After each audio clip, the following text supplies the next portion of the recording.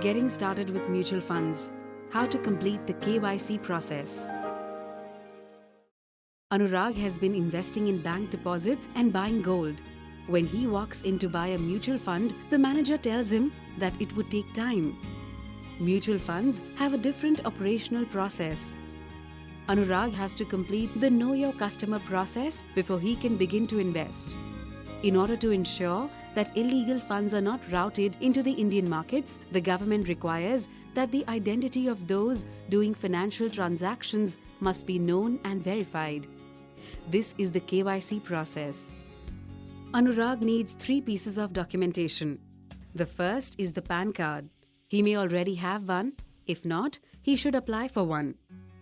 Second is the proof of identity, which should have been issued by a government agency. Third is the proof of address, which can be any of the approved documents that carry his full address.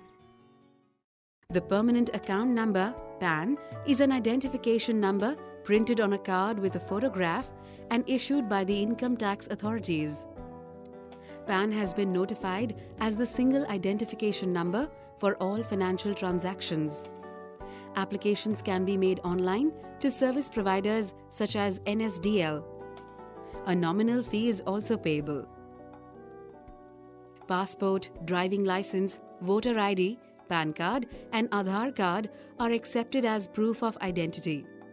The same documents may have the address too, but may not be the current one.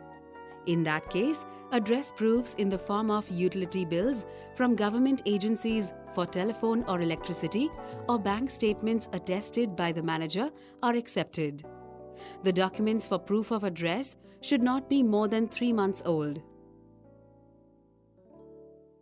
Anurag can download the KYC forms online, complete the details, and submit the proof of identity, address, and PAN to the mutual fund or distributor. A copy of the documents in A4 size paper, self-attested by Anurag's signature, is given and verified. A photograph is also attached to the form. Before Anurag can submit the KYC form, a registered intermediary, as per rules, should have done an in-person verification, IPV, of his address and identity and certified it.